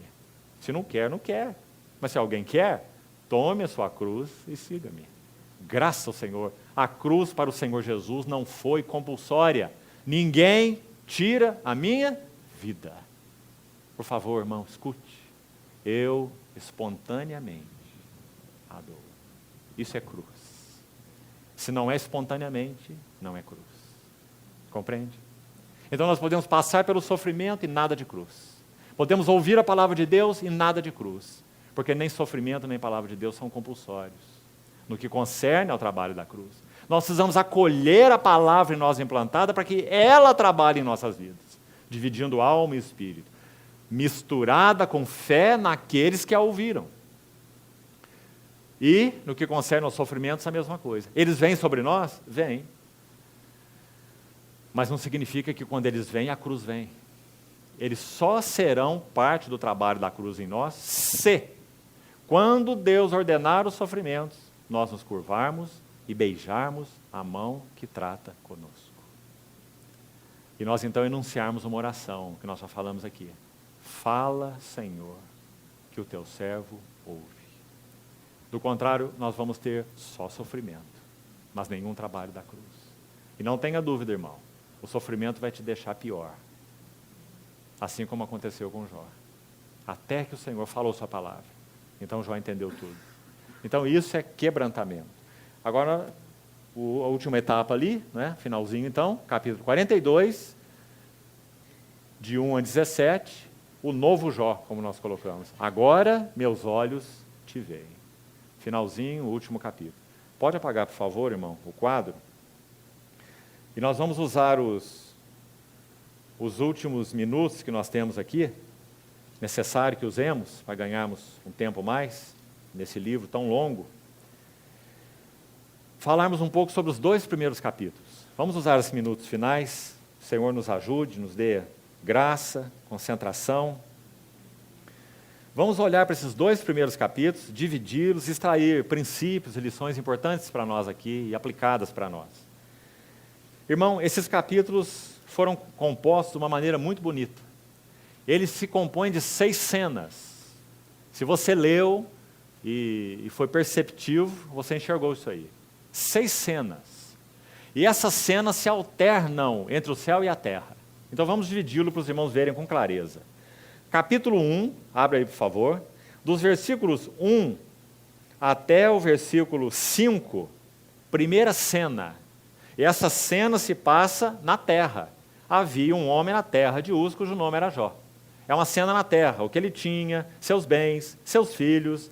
E o versículo 5, o que Jó fazia com relação aos seus filhos. E termina no versículo 5, uma cena na terra. Agora o versículo 6 inicia um novo cenário. Do verso 6 até o verso 12. Veja na sua Bíblia. É uma cena no céu e não na terra. Porque no dia em que os filhos de Deus vieram apresentar-se perante o Senhor, veio também Satanás entre eles. Isso não é na terra, isso é no céu. E essa cena celeste vai até o versículo 12. Veja aí. Quando o Senhor disse a Satanás, tudo quanto ele tem está em teu poder. Então uma cena no céu, de 6 a 12. Agora olha o verso 13. Uma cena na terra, de novo. Desde o verso 13, um dia em que os filhos de Jó e suas filhas comiam, bebiam vinho na casa do irmão primogênito, etc. Terra de novo. Essa cena na terra vai até o versículo 22. Veja aí. Até o final do capítulo. Uma longa cena na terra. quando Jó perde tudo, perde seus filhos, perde seus bens. Depois, o capítulo 2, olha aí, uma nova cena no céu. Começa no versículo 1, de novo, um dia que os filhos de Deus vieram apresentar-se, veio Satanás entre eles, e vai até o versículo 6, onde termina essa cena no céu, de 1 a 6, no capítulo 2, quando o Senhor diz a Satanás, tudo que Jó tem está em teu poder, mas poupa-lhe a vida. Vá localizando aí os textos. Então está aí mais uma cena no céu. Depois, no versículo 11, ou melhor, versículo 7. Versículo 7, uma nova cena na terra. Então saiu Satanás à presença do Senhor e feriu a Jó de tumores, de novo na terra. Até o versículo 10. Em tudo isso, Jó não pecou com seus lábios. Termina o verso 10 assim. Então aí está uma cena na terra. E de novo, versos 11 a 13, outra cena na terra, quando chegam os 3 amigos de Jó, liderados por Elifaz. Então nós temos essa alternância, no céu na terra, e as 2 últimas cenas na terra, com 2 etapas aí diferentes. Agora então o que nós vamos fazer é separar alguns itens, e lições e princípios importantes dessas cenas, e aqui nós vamos terminar por hoje. Então vamos fazer isso com cuidado. A primeira cena, capítulo 1, versículos de 1 a 5. Então, uma cena na terra. Nós já avançamos um pouquinho nesse cenário, porque ontem nós já falamos sobre aquelas 4 palavras, os irmãos se lembram? Jó era íntegro e reto, temente a Deus e se desviava do mal. Íntegro, motivação interior. Integridade ou perfeição, nós explicamos isso ontem. Completo, a ideia é adulto nesse sentido. Adulto no sentido de que ele andava em toda a visão que ele tinha, obediente a toda a luz que ele já tinha alcançado. Esse era Jó, embora fosse uma luz limitada, mas fiel em toda a luz que tinha alcançado e completamente fiel.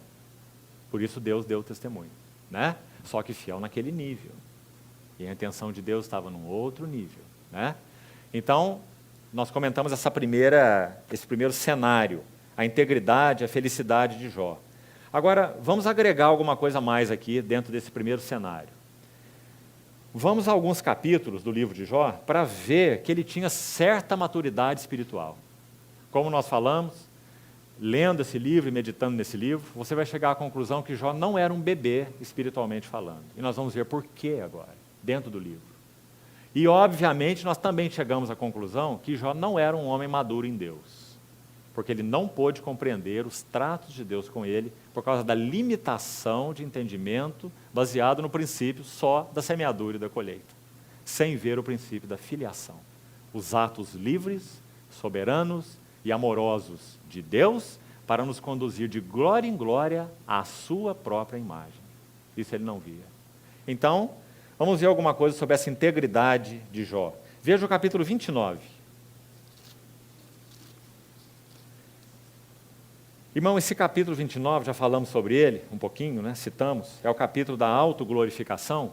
Ele tem uma relação direta com os 2 primeiros capítulos de Jó. Então você pode colocar o 1, o 2 e o 29 juntos. Aliás, eles devem ser lidos juntos, para nós vermos quem era Jó. Então no capítulo 29 diz assim, verso 21. Por enquanto vamos selecionar esses aqui. Os que me ouviam esperavam o meu conselho e guardavam silêncio para ouvi-lo. Havendo eu falado, não replicavam. As minhas palavras caíam sobre eles como orvalho. Nenhum bebezinho espiritual teria condição de ser usado por Deus ou de ser bênção para outros, do jeito que Jó declarou nesse versículo. Veja ainda o versículo 25. Eu lhes escolhi o caminho, assentava-me como chefe e habitava como rei entre as suas tropas. A mesma ideia. Jó é mostrado ali como sendo, de certa forma, um líder entre eles. Olha ainda o capítulo 29, no verso 12. Porque eu livrava os pobres que clamavam, e também o órfão que não tinha quem o socorresse. Mais uma característica dos recursos espirituais que Jó realmente possuía. para que fique clara essa questão de ser íntegro e reto. Olha o versículo 15. Eu me fazia de olhos para o cego e de pés para o coxo. Um guia. Capítulo 29, verso 3. Muito interessante esse verso, veja aí. Quando eu fazia resplandecer a sua lâmpada, ou quando ele fazia, Deus, resplandecer a sua lâmpada sobre minha cabeça. Frase muito sugestiva. Jó tinha certo grau de iluminação espiritual. Luz de Deus sobre minha cabeça. Quando eu, guiado por sua luz, caminhava pelas trevas. Está aqui uma prova clara que Jó não era um infante, um bebê espiritual. Ele já podia, com a luz de Deus sobre a sua cabeça, caminhar em trevas. Ou seja, algo que seria delicado, algo que seria incompreensível, algo que seria difícil. Lembra da profecia do Senhor Jesus, Isaías 50? O servo do Senhor que andou em trevas, sem luz nenhuma, e ainda assim confiou no Senhor e se firmou sobre o seu Deus. Então Jó tinha um grau de luz, até mesmo suficiente para ele andar em trevas, digamos, exteriores, no que concerne a não ter luz externa, mas ter a luz de Deus sobre sua cabeça. Então isso sugere que Jó tinha um certo grau de maturidade espiritual. E o capítulo 1, voltando lá no capítulo 1, versículo 20 e 22, quando conclui essa primeira fase do trabalho de Deus em Jó usando Satanás, diz assim, Jó se levantou, outra marca da maturidade espiritual dele, Jó se levantou, rasgou o seu manto, rapou a cabeça, lançou-se em terra e adorou. Irmãos, nós temos que admirar, porque ele perdeu 10 filhos de uma vez só. Há poucos casamentos que resistem à perda de um filho. Essa é a nossa constatação. Jó perdeu 10 de uma só vez. E ele adorou o Senhor. E a única que restou da família, sua esposa, disse a ele, amaldiçoa, pragueja contra o teu Deus e morre. Ele diz, falas como qualquer doida. Temos recebido dele o bem. Não receberíamos também dele o mal? O capítulo 2, nessa fase, conclui assim, em tudo isso, Jó não pecou. Irmãos, essa é uma etapa importante do livro. Encerra a fase de crise, 2 capítulos iniciais, e entra na fase de processo. Deus lidando com a alma de Jó passo a passo, num processo que vai até o capítulo 42. Aí, se nós formos observar o estudo dos eruditos, eles vão nos dizer, vão nos dar um dado interessante. Muito provavelmente, não dá para ser dogmático, mas muito provavelmente, os sofrimentos de Jó duraram de 6 a 12 meses. Hoje, comentando isso com um irmão, interessante, o irmão disse assim, só? Se fosse um dia só, já seria terrível, não é? Porque em um dia, no primeiro dia, o que aconteceu com ele? Perdeu 10 filhos e todos os seus bens. E a frase é citada em 4 etapas. Aqueles servos que vinham apavorados, chegavam para Jó e diziam assim, seus filhos morreram, os camelos foram levados, as jumentas também. Então aquele que vinha dar notícia falava assim, só eu escapei para vir trazer-te a nova. Veja a nova. Aí vinha o outro, só eu também escapei para vir trazer-te a nova. Foram 4 novas para Jó, não é? Em um único dia. E Jó adorou. Não é admirável, irmãos? Nu eu saí do ventre da minha mãe, e nu eu voltarei. O Senhor foi quem os deu, e o Senhor foi quem os tomou, e bendito seja o nome do Senhor. Oh, irmãos, é admirável. Esse era Jó. Então era alguém que tinha certa maturidade espiritual. Talvez nós disséssemos assim, não, é de uma alta estatura espiritual. Mas Deus disse, não. Embora ele tenha essa maturidade, essa certa maturidade, ele vivia sua vida baseada no princípio da semeadura e da colheita. E não nas intenções de Deus quanto à filiação. Então vamos seguir um pouquinho mais para nós vermos isso.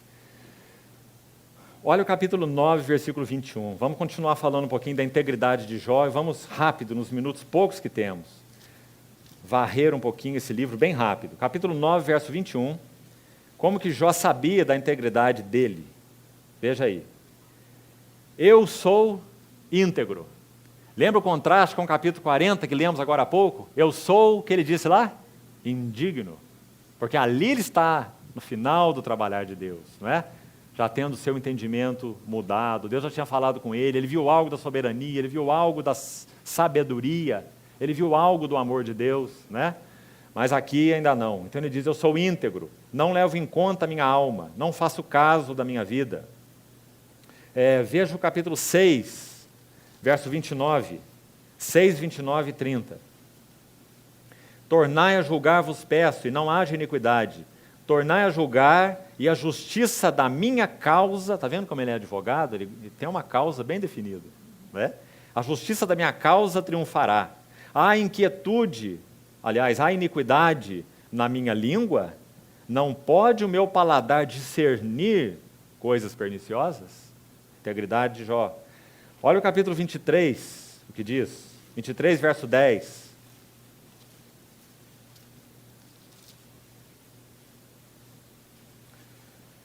Mas ele sabe o meu caminho. Se ele me provasse, seria eu como o ouro, íntegro. Os meus pés seguiriam as suas pisadas. Guardei o seu caminho e não me desviei dele. Íntegro, reto, temente a Deus, se desvia do mal. Lembra-se? As 4 frases. Do mandamento dos seus lábios, nunca me apartei. Escondi no meu íntimo as palavras da sua boca. Ele conhecia a sua integridade. Olha o verso 16. Deus é quem me fez desmaiar o coração, e o Todo-Poderoso é quem me perturbou. Porque não estou desfalecido por causa das trevas, e nem porque a escuridão cobre o meu rosto. E um último texto, capítulo 27. Veja os versos de 2 a 6. Tão certo como vive o Senhor, que me tirou o direito, e o Todo-Poderoso que amargurou a minha alma. Enquanto em mim estiver a minha vida, e o sopro de Deus nos meus narizes, nunca os meus lábios falarão injustiça, nem a minha língua pronunciará engano. Longe de mim que eu vos dê razão, falando para os amigos dele, né? Até que eu expire, nunca afastarei de mim a minha integridade. A minha justiça me apegarei. Aliás, esse era o problema dele, né? Embora ele a tivesse, como nós falamos. E não alargarei. Olha essa tremenda frase do verso 3. Não me reprova a minha consciência por qualquer dia da minha vida. Esse é Jó. Então Jó conhecia essa sua integridade. Esses versos então deixam isso bem claro. Segunda cena, um resumo sobre ela, rápido. Nós falamos que a segunda cena está aí, entre os versos 6 e 12 do capítulo 1. Se você quiser abrir lá de novo. Qual é o assunto dessa cena? Essa cena contém uma grande questão. Vamos colocar em termos de questão.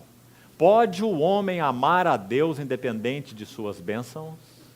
Essa é a pergunta. Satanás não acredita nisso de jeito nenhum.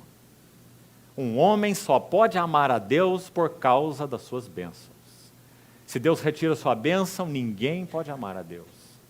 Porque, irmãos, essa é a mentalidade de Lúcifer, o soberbo.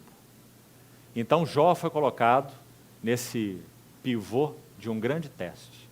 Pode um homem amar a Deus privado das suas bênçãos? E sabe como conclui esses 2 capítulos? Porque é tão importante essa fase de crise? Preste atenção. Satanás não aparece nenhuma vez mais no livro inteiro. Você prestou atenção quando leu? O assunto de Satanás termina no capítulo 2. Mas o assunto com Deus termina no capítulo 42. Isso é muito importante. Significa que a retidão, a integridade de Jó calaram Satanás. Então Satanás foi silenciado e Satanás foi derrotado diante dessa contenda. a contenda dele. Você sabe a primeira parte e sabe a segunda, né? Vamos resumir as cenas aqui, nós precisamos terminar. Você sabe que quando Deus permite que Satanás dê uma segunda rodada, a vida de Jó é tocada, a saúde. Primeiro ele perde filhos, perde bens, perde servos, não é assim? E aí ele não peca com seus lábios. E de novo a cena no céu, Satanás se apresenta de novo, tudo que o homem tem dará pela sua vida. Então o Senhor diz, toque na sua vida, mas poupa-lhe a vida. Porque Deus é o único soberano. E Satanás é, cuidado agora, abre aspas, fecha aspas, servo de Deus. Servo de Deus. Ele não é livre, ele não é autônomo, ele não é soberano. Então ele foi usado por Deus para que o trabalho de Deus se cumprisse na vida de Jó. Então, quando ele toca na pele de Jó, na carne de Jó, uma nova rodada, e Satanás finalmente é silenciado. Quando ele diz, ele perdeu bens, ele perdeu filhos, mas ainda não terminou meu teste. Tem algo mais grave. Vamos tocar agora nele mesmo, profundamente. Então, tudo que ele tem dará pela sua vida. Então, a integridade de Jó foi testada e Satanás foi derrotado e silenciado. No capítulo 2 termina a crise, no capítulo 3 começa o processo. Por favor, preste atenção aí. Agora Satanás está de fora e o poema de Deus começa a ser escrito. E agora a alma de Jó vai ser manifestada. Nada a ver com Satanás. Mas agora, irmão, por causa da queda do homem, aquele veneno da serpente que dobrou a alma para si mesmo, como nós falamos, vai começar a aparecer no capítulo 3 de Jó. Jó venceu na crise e silenciou Satanás, mas falhou no processo. Crise narrada em prosa, processo narrado em poesia. O que isso nos diz? Amados, muitas vezes nós podemos silenciar Satanás quando provas abruptas vêm à nossa vida e Satanás é silenciado, a provisão do Espírito Santo, respondemos com fidelidade a Deus e o inimigo é envergonhado.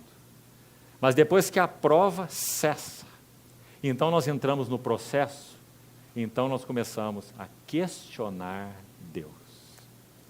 E o que acontece no capítulo 3, o início do poema e do processo, é que 6 vezes, uma nota importante, para você estudar o livro, Jó pergunta por quê. Os capítulos 2 não tem nenhum porquê. Por que meus filhos morreram? Por que minha saúde foi tirada? Não tem porquê nenhum. O inimigo envergonhado e o inimigo silenciado. Mas no capítulo 3, 6 porquês. Agora voltados para Deus. Por que não morri logo que nasci? Por que houve seios que me amamentaram? Jó não amaldiçoou a Deus, como sua esposa pediu para ele fazer. Mas ele amaldiçoou o dia do seu nascimento. Ele não amaldiçoou a si mesmo. Ele amaldiçoou o dia do seu nascimento. Ele disse, em outras palavras, não vale a pena viver. Porque agora ele está arrazoando baseado na teologia da retribuição. No princípio da semeadura e da colheita, como falamos, que é o único que ele conhece. Então, baseado nisso, e não vendo resposta diante de sua integridade, de sua justiça, ele não encontra a resposta, porque Deus está agindo com ele dessa forma, então ele disse, é melhor que eu não existisse. Porque esse axioma é o axioma do universo. E eu não consigo resposta para ele. Então é melhor que eu não vivesse. Porque Deus não tira a minha vida. Esse é o capítulo 3. Então ele só vai entender isso no final do livro. Porque o Senhor estava colocando eles nesse redemoinho para ele entender por que Deus não tira a sua vida. Porque o propósito de Deus é nos conformar à imagem do seu Filho. Esse é o único propósito de nossas vidas. E nenhum outro menor. E esse propósito permeia todas as ações de Deus e todos os planos de Deus. Que fidelidade, irmãos. Que mão maravilhosa. Agora, vamos andar um pouquinho na terceira cena, só citando, capítulo 1, de 13 a 22, as bênçãos de Jó são tocadas. Me permitam rapidamente usar uma tipologia para os irmãos aqui, se o irmão vai concordar ou não, isso você está na total liberdade, né? Mas na Bíblia, entendo que filhos representam fruto. Fruto do Espírito é amor, alegria, paz, verdade. Filhos representam fruto. Assim como na Bíblia o homem, na tipologia, representa a verdade, a mulher representa a experiência. Deus deseja que a verdade e a experiência sempre andem juntos. E filhos representam fruto, e também fala de caráter. Então, quando Jó perde os filhos, significa que Deus tocou no fruto. Quando Jó perde os bens, camelos e jumentas serviam para o seu transporte, ovelhas serviam para o seu alimento, para o seu vestuário. Não é? Quando o Senhor toca nos bens, isso significa dons. Então Deus tocou no fruto, se formos usar essa figura da tipologia, filhos, e Deus tocou nos dons, ou nas dádivas, camelos, bois, ovelhas, servos. Vamos trazer isso para a linguagem espiritual? Deus sempre vai tocar no nosso fruto e nos nossos dons. Por quê? Porque nós damos um valor inadequado e indevido a eles. O princípio da tenda e do altar. Quando nasceu Isaque, o filho impossível de Abraão, Abraão, digamos, o recolheu na sua tenda, o esperado, o desejado, o amado Isaque. Abraão foi vovô e papai no mesmo dia, não é? Quem já é vovô diz que essa experiência é quase que o terceiro céu, não é? Imagine Abraão ser avô e pai no mesmo dia, porque ele era um pai muito velho, um pai de algo impossível, não é? Imagine quando o Senhor fez a promessa. Isaque significa riso, porque Sara riu quando o Senhor fez a promessa, como que dizendo, eu vou ser mamãe, não é? Uma mulher velha e estéril. Imagina Abraão olhando para ela e vendo a velhinha passar, arrastando chinelinho assim pela casa, não é? E como que dizendo, Deus é engraçado mesmo, não é? E Sara riu. Então, quando Isaque nasceu, riso é o nome dele, Isaque, a bênção de Deus. Então, Abraão toma aquele Isaque, recolhe Isaque e põe na tenda. É isso que nós fazemos com o fruto, é isso que nós fazemos com os dons, com as dádivas. Sejam elas espirituais, sejam elas materiais, dons espirituais, ministério espiritual, fruto, né? Como nos apegamos a eles. E Abraão agarrou seu Isaque e aprendeu a viver uma vida de altar. Primeiro altar, Gênesis 12, 7. Segundo altar, Gênesis 12, 8. Terceiro altar, Gênesis 13. E o último altar, o quarto, onde ele vai colocar o seu filho, Isaque. O fruto. O Senhor vai mexer no âmago, no fruto. Porque Abraão guardou na tenda algo que ainda não tinha passado pelo altar. Isso sempre é verdadeiro nas nossas vidas. Tudo que nós guardamos em nossa tenda, seja o fruto ou seja o dom, seja espiritual ou seja material, que não tenha passado pelo altar, irá corromper as nossas vidas e a nossa jornada com o Senhor. Então o Senhor, por causa de ser cheio de eterna misericórdia e compassivo, e por causa do seu propósito eterno de nos conformar à imagem do seu filho, ele diz para Abraão, me dá o teu filho, o teu amado filho, Isaque, o teu único a quem amas, e oferece um dos montes que eu te mostrarei. O que o Senhor queria? Que o dom, que o fruto fosse colocado no altar, para que Abraão pudesse recuperá-lo de acordo com a perspectiva de Deus. Então esse é um princípio. Tudo que guardamos em nossa tenda, que não passou pelo altar, vai nos contaminar. Então, Jó passou por essa experiência aí na terceira cena, quando essas bênçãos, esses dons, né, são tocados. Na quarta cena, no capítulo 2, de 1 a 6, é reforçado que Jó estava sendo afligido sem causa. Um ponto importante aqui que eu queria que os irmãos notassem, capítulo 2, verso 3. Olhe, por favor, rapidamente aí. Capítulo 2, verso 3. No finalzinho, Deus pergunta a Satanás, né? Observaste o meu servo Jó, ou puseste teu coração contra o meu servo Jó, nós explicamos ontem essa frase aqui, né? Puseste teu coração contra meu servo Jó? Sim, Satanás pôs, porque a vida de Jó era tão evidente, a integridade, o zelo, a harmonia com que aquela família vivia, a bênção que Jó era, o caráter de Jó. Então Satanás pôs seu coração contra Jó. E no final do verso 3, o Senhor dizendo, ele conserva a sua integridade, embora me incitaste contra ele, para o consumir sem causa. Oh, importante frase. Para que nós vejamos Deus falando. Deus está dizendo que o que está acontecendo com Jó não tem causa nos pecados dele. Não é baseado no que ele fez, é baseado no que Deus planeja. Não é no que Jó fez. Sem causa. Muito claro. É uma frase que não pode passar despercebida. Jó não pecou e por isso sofreu. Jó sofreu e então depois ele pecou. Porque ele arguiu Deus. Né? Então essa aí é a quarta cena.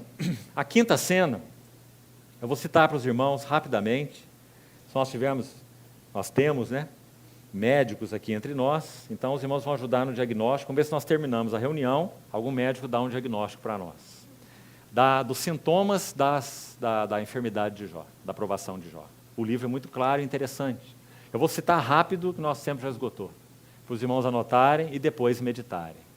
O livro de Jó nos dá pelo menos 13 sintomas das aflições que Jó passou na sua vida física, quando Satanás tocou na sua pele. Então veja, primeiro, úlceras, capítulo 2, versículo 7. Úlceras, todo o seu corpo encheu de úlceras, capítulo 2, verso 7. Segundo, coceira e prurido, essas úlceras vazavam. Capítulo 2 diz que ele pegou um caco de telha para raspar-se essas úlceras. Então ele tinha coceira e esse prurido. Terceiro sintoma, a sua aparência estava completamente desfigurada.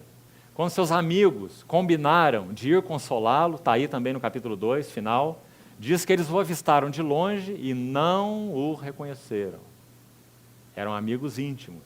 Jó estava desfigurado. Terceiro. Quarto, ele tinha vermes nas suas úlceras. Capítulo 7, versículo 5, diz que Jó tinha vermes. Essa aparência desfigurada, você pode anotar aí o capítulo 2, verso 12, e o capítulo 30, verso 17. Eu esqueci de dar os textos, né? Com relação à coceira que nós falamos, coceira e prurido, pode anotar aí capítulo 2, verso 8, e capítulo 7, verso 5. Também o capítulo 7, verso 5, esses vermes nas úlceras, já citamos. Mais um sintoma, regiões de pele endurecida e descamante. Capítulo 30, versículo 30, você vai encontrar isso. E também no capítulo 7, versículo 5. Outro, dificuldade de respirar, o que é chamado de dispneia, né, pelos médicos. Capítulo 9, versículo 18. Olheiras profundas, capítulo 17, versículo 7, e também capítulo 16, versículo 16. Um mau hálito insuportável. Aliás, é essa expressão que ele usa. Ele diz, meu hálito é insuportável para a minha mulher, por causa do processo degenerativo. Capítulo 19, ele vai dizer isso, dos versos 17 até o 21. Perda de peso, é claro, né? No capítulo 19, versículo 20, ele diz que ele estava pele e osso. Ele diz, minha pele se adere aos meus ossos. E também o capítulo 16, versículo 8. Dor contínua. Capítulo 16, versos 6 a 17. E também o capítulo 9, versículo 28. Insônia. Ele diz que ele se revolvia na cama e não dormia. Capítulo 7, versículo 4. Pele escurecida. Capítulo 30, versículo 30. Provavelmente, né, gangrena, essas feridas todas, a pele dele ficou escurecida. E também porque ele estava marginalizado. Era como um leproso. Aliás, essa doença se parece uma lepra em alguns aspectos. Então ele estava lançado fora do arraial, embora não tenha nada a ver com a questão judaica, não é? Mas ele estava, pela doença, ele estava marginalizado, ele foi colocado no lugar onde se jogava o lixo da cidade, lá estava Jó, lá no monturo, e então ele tomava sol o dia todo. Ele não podia se levantar, ele também diz, né? Isso não é um sintoma talvez, mas ele diz que ele não conseguia se erguer, então ele ficava ali exposto, jogado ao relento e ao sol o dia todo. Então ele diz, a pele escurecida. Capítulo 30, verso 30. Febre alta. Também capítulo 30, verso 30, ele diz, meus ossos ardem em febre. Capítulo 30, verso 30. E por último, talvez um dos mais danosos de todos eles, depressão. Capítulo 19, versos 13 e 14. Depressão. Ele estava alienado por causa, então, da sua solidão. Ele diz, todos os meus amigos me abandonaram. Então essa era a situação que tem a ver com a quinta cena, né? Quando Satanás toca a pele de Jó. Esses são sintomas que aparecem em todo o livro.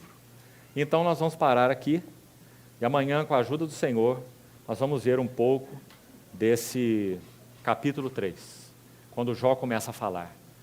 Depois de 7 dias de silêncio, seus amigos chegaram e houve 7 dias de silêncio. Você vê que eles também não eram pessoas quaisquer, eles eram sábios, eles se compadeceram, eles ficaram 7 dias calados. Será que nós conseguiríamos? 7 dias calados. Alguém já fez uma anedota que Apocalipse diz que houve no céu silêncio cerca de meia hora. Então alguém disse que no céu não vai ter mulher, né? Porque teve silêncio de meia hora. Imagina um silêncio de 7 dias, não é? E alguns leem Jó e falam só podia ser homem mesmo, para ficar quieto 7 dias. Né? Porque realmente eles amavam Jó. Eles eram os mais íntimos de Jó. Jó diz no seu livro que eles eram os mais íntimos. Então eles ficaram 7 dias calados e eles não ousaram romper o silêncio. Foi Jó quem rompeu o silêncio. E começou então a falar sobre os porquês. Por quê, por quê e por quê. Deus o estava tratando assim. Então, irmãos, amanhã, com a ajuda do Senhor, nós vamos ver esse assunto da nossa alma se manifestando no processo quebrantador de Deus. Mas, por outro lado, a mão de Deus tão firme, tão generosa, tão fiel, mantendo a nossa alma na trilha, para que Ele alcance o seu propósito. Debatemos para cá, os debatemos para lá, mas a fidelidade de Deus, a mão amorosa de Deus, nos conserva ali como aquele peixe fisgado na linha, fazendo tanto esforço, correndo para lá e correndo para cá, mas bem fisgado. E nosso Senhor mantendo firme aquela vara, porque tua vara e teu cajado nos consola. Sua disciplina. Então o Senhor nos ajude a avançar nesses assuntos amanhã novamente. Vamos orar juntos. Senhor, mais uma vez, nós confiamos essa palavra compartilhada a Ti. Te pedimos que o Senhor mesmo venha explicá-la e interpretá-la para nós, a nossa história, corrigir nossa visão e corrigir o nosso curso, se necessário, para que nós andemos de acordo com o entendimento de que o Senhor nos tem chamado com uma soberana vocação. Ajuda-nos, Senhor, a responder a ela com todo o nosso coração, não duvidando, não nos amedrontando e nem desconfiando da Tua mão soberana, livre e amorosa, e cheia de propósito. Louvamos Teu nome, agradecidos, em nome do Senhor Jesus. Amém.